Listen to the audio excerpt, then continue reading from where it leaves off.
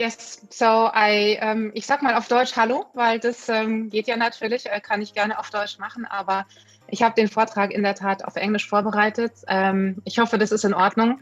Und ja, danke Michael nochmal auch für die Einladung und dass wir unser Thema heute hier vortragen dürfen. So I will switch to English if this is okay for everyone. Yes, so can Europe still recover its digital sovereignty is the question for the next, let's say, 20 minutes. And first of all, I would like, of course, to present the European Champions Alliance, who we are and what we do.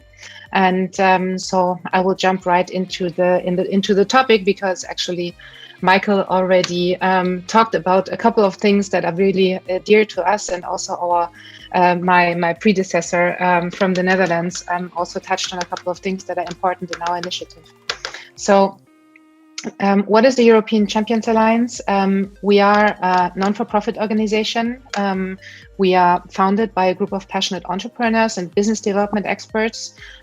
We stand for European tech and values. The association has been founded in Paris. So I'm myself German, but I live in Paris for a very long time now.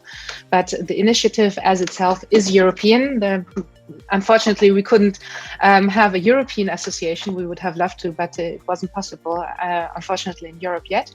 So our goal is to build bridges between the different national ecosystems that we have. So we just heard a lot about the Netherlands, who has a great national ecosystem. We have Germany, we have France, we have Austria, Switzerland. We have so many great ecosystems in the technological sector, but we think that there is still a lot of bridges to build between our ecosystems, and this is what we want to do.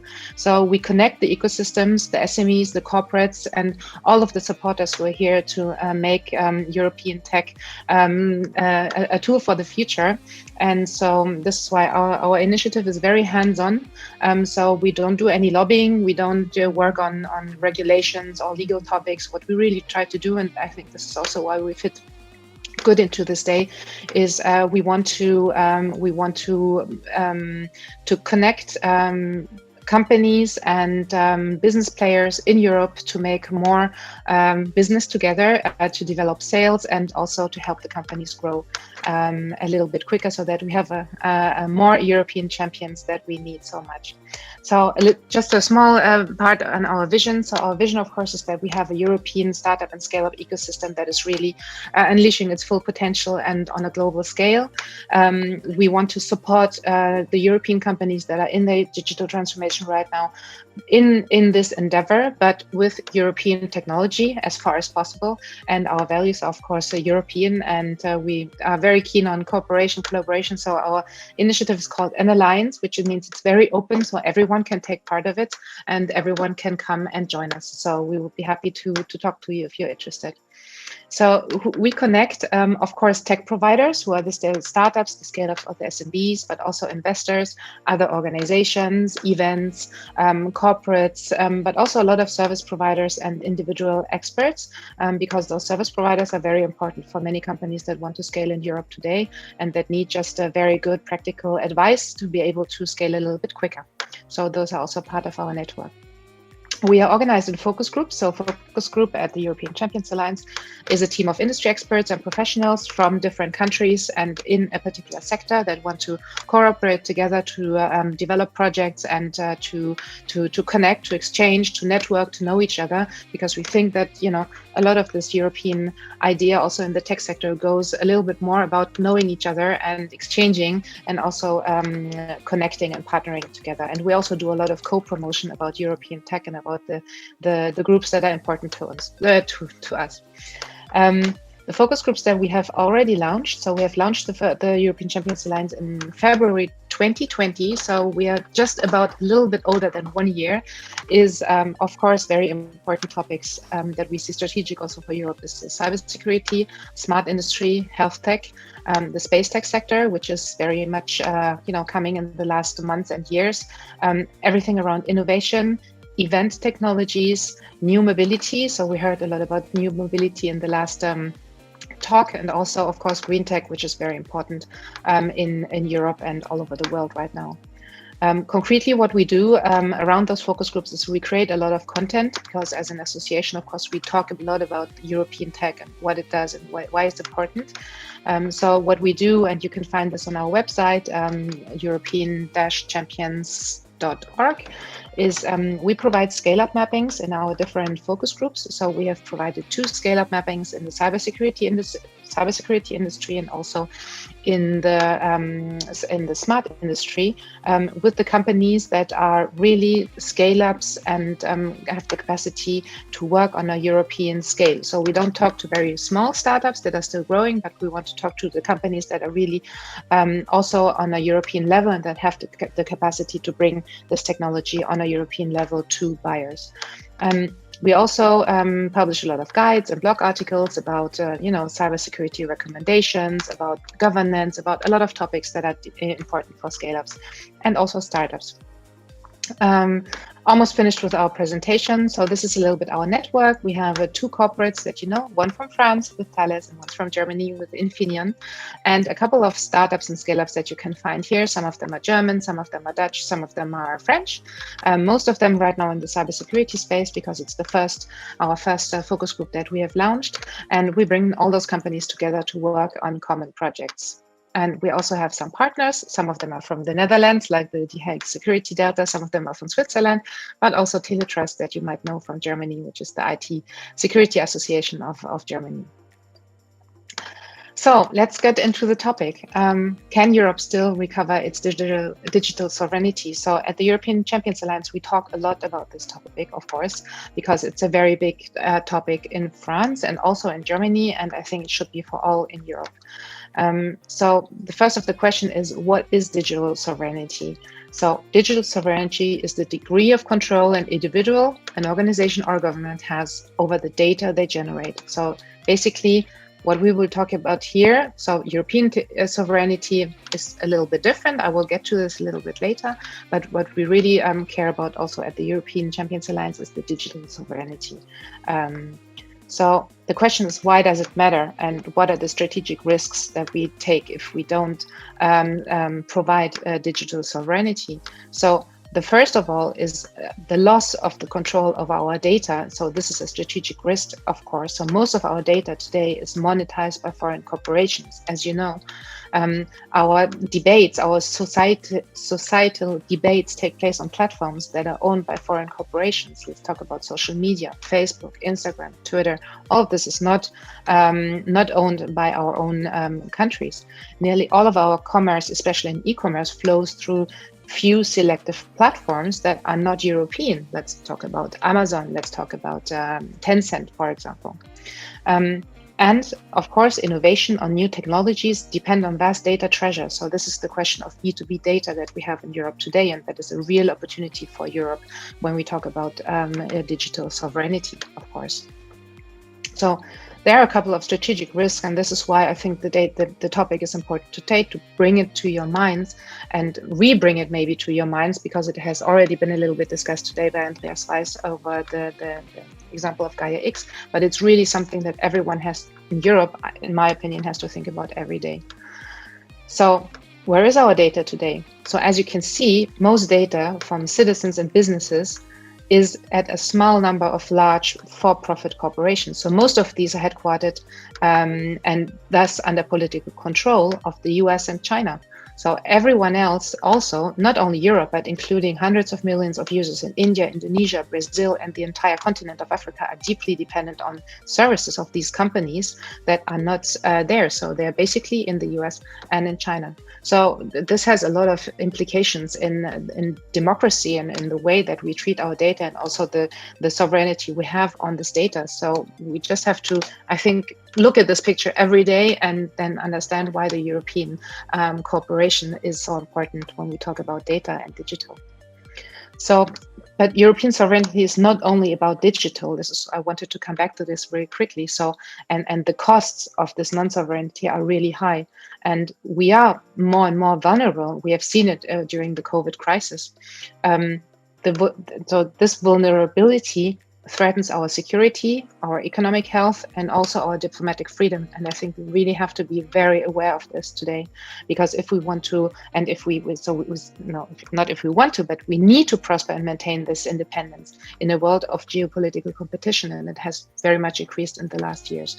So the 5 blocks of your sovereignty are about security, health, climate, economic, but also the digital sovereignty. And this is something that we talk about a lot in the European Champions Alliance. So we are waking up slowly, I would say, a little bit too slow, I would say. But, you know, the COVID crisis has also revealed very many of our vulnerabilities, and the fact that we are very dependent on platforms, especially in social media, in payment, in e-commerce. So I think we really have to take actions inside of Europe with our own force and our own collaboration to be able to regain this sovereignty. And this is also then a stepping point to the fact that we have to start acting again as a geopolitical force in the world, as Europe, and also, of course, in the digital space. So just to give you a small overview about the cost of non-sovereignty, that you have maybe some numbers in your head. So the cost of European cyber vulnerability was estimated at about 400 billion euros in 2018. And this is only going to grow when we talk about 5G and the Internet of Things. Also, when you look at artificial intelligence, this is estimated to contribute more than 13 trillion to the global economy by 2030. And the question is, how much of this can we capture as a European market? And we'll get a couple of numbers a little bit later on, but for the moment, I can tell you it's very, very small. The global market for 5G, and Michael just talked about it, is projected to reach over 660 billion by 2026. And for the moment, the US and China are fighting over this geopolitical control over the 5G standards. So we really have to think about this. And then also AI is quickly emerging as the next frontier in the digital sovereignty wars, and China and US are setting the rules for its future use and for the future use that we as Europeans have over AI and about what is happening in this field. So I think we have to remember this every day. So maybe some global benchmarks to show you how important this is that we talk about this.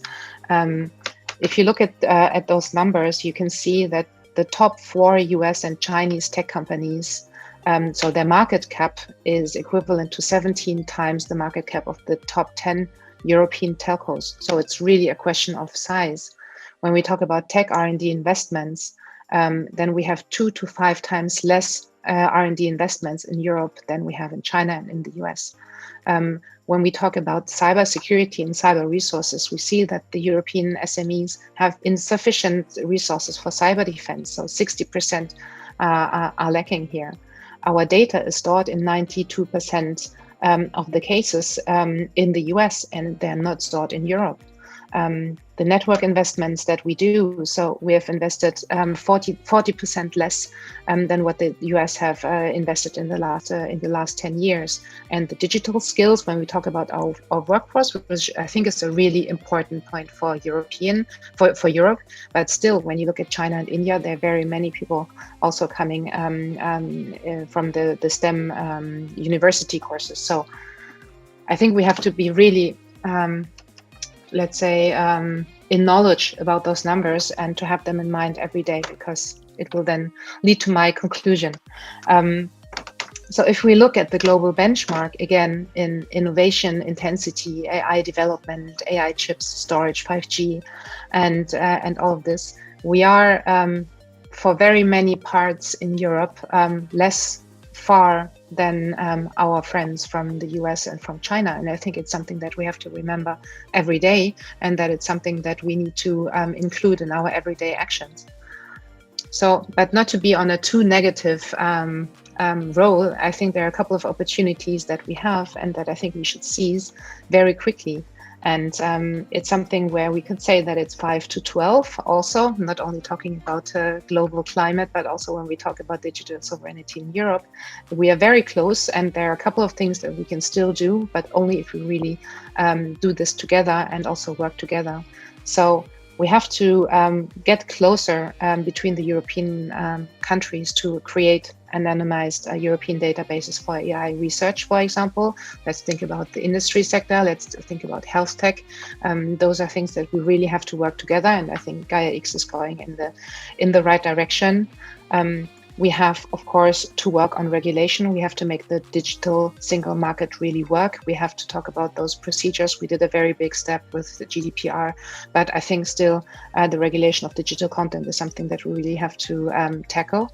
Then, of course, this is very dear to us, encouraging the formation of European digital champions. So there are a couple of technologies that are typically very important. This is edge computing, supercomputing, and everything that is also around B2B data. And this is, some fields that we are very in the beginning for some of them. So if we talk about edge and super computing, and but it's something that we really have to work on as a European ecosystem. Then, of course, we already talked a lot about 5G and 5G infrastructure today. Still an opportunity, I think, for us. Industrial data strategy. We are very, especially in Germany, we have so many great industrial leaders and industrial companies that all have the challenge of their digital transformation and the way that they use the data and will use the data in the future. And it's such a big asset that we really have to find ways to have European data strategies. And as I said a little bit before, when we talk about cybersecurity, and as you might have heard, there's a big investment plan in France now on cybersecurity because cyber threat has increased massively over the last months, is that we have to have our own sovereign leaders in cybersecurity and in cyber defense. So this is something, all of this are opportunities for us, and we have to really look at them as Europeans. And so I already come to my conclusion because I think it's just, I wanted to give you a couple of ideas and a couple of numbers also. But something that we defend very much at the European Champions Alliance is that we need to understand that we need to collaborate in any possible way between European countries and ecosystems. So in the way that we do business, in the way that we treat each other, and also in the way that our technologies work together. So when we talk about interoperability, this is something that is very important. Many companies are looking for best of breed solutions, sovereign solutions from Europe, but the problem then is to connect them one to each other. And so this is something that we have to work on, and we're very in the beginning when we talk about interoperability now in the market. Also, we need to understand that there should be no competition between European countries, but only collaboration, because if we talk at the global power play between China and the US, neither Germany nor France nor the UK or or Switzerland or Austria or anyone in Europe can stand in this global power play alone. The only thing we can do is to work together, and I think there are very many things that are done. But I think on a company level and on a entrepreneurial level, on a business level, there are things, so many things that we can still do, and many things have to come out also from the bottom. We wait also always for regulations, and things are decided by the governments. But I think we as companies have to move together and work much more together on an everyday basis. So, and one thing I think that is also very important, and we had a long discussion about this last week, is that European sovereignty is interesting, and and telling also corporates or other buyers to buy European technology is really important. And this is what we do at the European Champions Alliance every day. But they will only choose European technology if the European technology is better than anything else that you can find. So I think that this is something that we really have to see. We have to be better, not only European, but also better than the others. And then I think there is still a good chance that we can recover our digital sovereignty, but we really have to work together and act as Europeans. So if you want to make a first step, you can come and join us and become a member of the European Champions Alliance. We would be happy to talk to you.